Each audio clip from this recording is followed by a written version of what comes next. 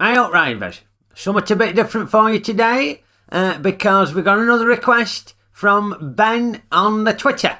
And Ben has twatted that he would like me to review This Is Spinal Tap.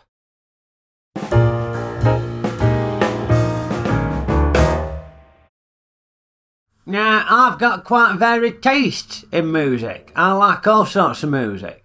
But rock music ain't really my thing. Don't really listen to rock music, to be honest with you. And I hadn't heard of Spinal Tap. This lot passed me by. So I were interested to watch this documentary.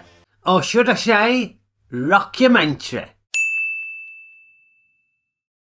Now, I've seen quite a few of these fly-on-wall documentaries, you know, where they bung a camera crew in and follow some folk around. And often these documentaries are cleverly edited to make the folk who are the focus of the documentary look like a bunch of pillocks. I mean, I'm tall, but even I couldn't shit at that level. So I went into this with an open mind because I know there's two sides to every story.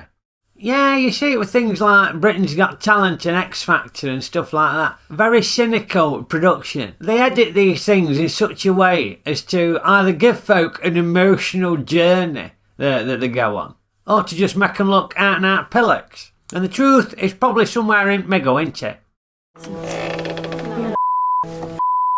Anyway, we join the Spinal Tappers on their tour of America. This is back in the 80s at some point. And we get to meet the different members of the band. We are Spinal Tap from the UK! You must be the USA! And also the band's manager, who comes across as a cross between Piers Morgan and Gordon Ramsay. So you, and all of you. And at the start of this tour, it is really positive. Yeah, they've got a new album coming out. Everyone at the record company's got a good feeling about it. God, that bloke doesn't half look like Patrick Macnee. Spitting image of him. But as the film progresses, the wheels start to come off and things start to go wrong. But what I weren't sure about were how much of that were exaggerated by the cynical directors deliberately portraying the band in a negative light to make them look like knobheads. Look, there's a little problem with the, this miniature bread. It's like, I've been working with this now for about half an hour and I can't figure out, let's say... Now, some folk might say he's just been a demanding rock star there, but I completely agree with him on this bread. No, not the bread. No, you can fold the meat. Yeah, but then it breaks bread. apart No. like You this. put it on the bread like this, see? But then if you keep folding it, it keeps breaking. Why would you keep and then folding it? everything has to be folded. This is a problem I have to contend with on a daily basis. Now, my favourite loaf is the Warburton's 800 grams mild and soft wholemeal. Much better than other wholemeal breads in my opinion. Love it for a sandwich or a bit of toast. Lovely bread. But when I pop to the Ickle Sainsbury's or the Ickle Tesco's, I know what you're thinking, you're already there ahead of me, ain't you?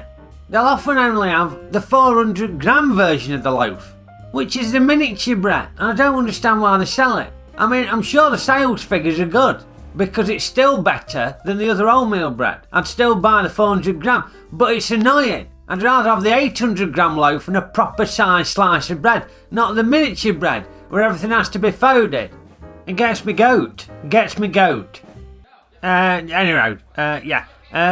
bit here, where they get lost on the way to the stage. Yeah, and they look a bit stupid.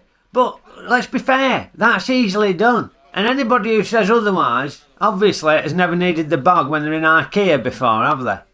Took me about an hour to find an ease after I'd been for a wee. Now, the directors also make them look stupid when they try and put on some show theatrics. And yes, this Stonehenge monument, yeah, it goes a bit tits up for them. But they're trying to put on a show. They made it look like the idea of these masks and costumes was stupid. But fast forward 20 odd years, and Housewives' favourites take that don't have any problem dressing up like pillocks, do they? So we could all come on like as 4 different like characters with horns or whatever, now with that. And go back to mid-70s. And Peter Gabriel in Genesis, he never had any problems dressing up like an absolute tit. I mean, look at him, bloody ridiculous. But for some reason, he's regarded as a serious artiste. I mean, what is that costume he's wearing there? It looks like he's got loads of testicles hanging off it. Yeah, bloody hell, they're growing.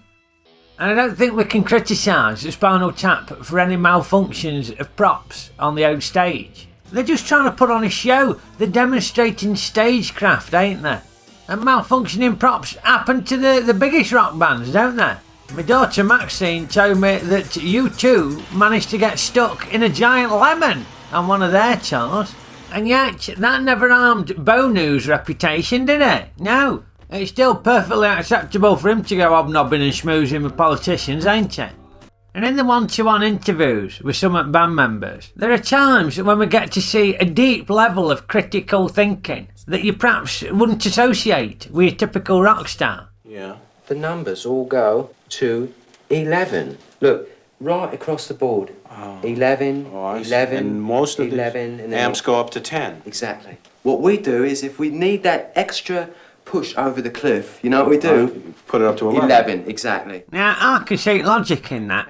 And the government obviously see the logic in it and all, because they've been employing the same logic when devising their COVID lockdown tiers. Yeah, if the highest tier has proved woefully inadequate in curbing the transmission of the COVID virus, just invent another tier. And if that don't work, invent another one. I expect they'll be taking it up to 11 and all. Now, perhaps as you'd expect from a rock and roll band who are living in each other's pockets, tensions start to surface and friction is evident as folk start going on each other's tits. You can't f***ing concentrate because your f***ing wife. Simple as that, alright? It's your f***ing wife. And you did find yourself getting sucked in to the emotional journey. Yeah, you were worried they were going to break up and found yourself hoping they wouldn't break up. And things at a real low point when the guitarist has had enough and he leaves. And by this point, the band have it rock bottom. But conveniently for the director and the producers of this rockumentary, there's a happy ending.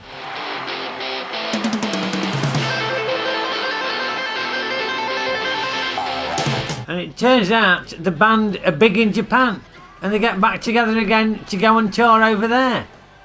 Wasn't there a song, Big in Japan? Who was that by? You're big in Japan tonight, big in Japan, alright, you're big in Japan. Who was that? Big in Japan. Was it even a song? Have I dreamt it? Right, on to raise ratings. And I'll be honest, I wasn't expecting a whole lot from this. Rockumentaries ain't really my thing, don't normally watch them. So we're only expecting a 2-star film.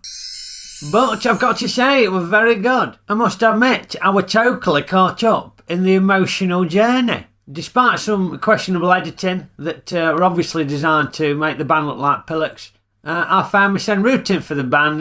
You wanted them to do well. I don't know if they're still going. They probably split up years ago or dropped dead from drug overdoses or something. Anyway, I am rating This Is Spinal Tap as a 4-star, 2-star film.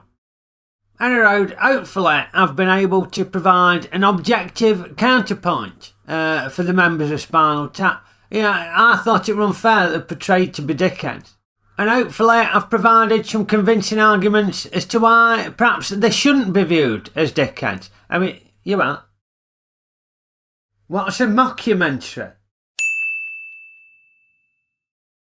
So it was a spoof?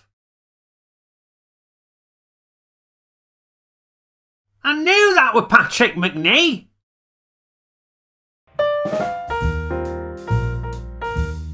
Well, made a proper pillock of me send this week, Rayvers, ain't ya? I knew that bloke was Patrick Macnee, I knew it. But I second-guessed me sen after the Ron Pickering debacle from the other week. It all makes sense now, doesn't it? So, with that in mind, very clever, very clever. They have me fooled. So yeah, give it a watch, Spinal Tap. Anyway, if you enjoyed the review, I suppose it's all obsolete now, ain't it? Anyway, the review and the raise ratings. But if you enjoyed it, poke the like button, give it a poke, and subscribe to the channel and share it with your mates and all. That'd be great. And I will be back next week as we have a look at World War II caper movie, Escape to Athena. And I will see you next week. Okeydoo! Right, let's have a look. Google is my friend. Big in Japan. Alphaville. Never heard of him.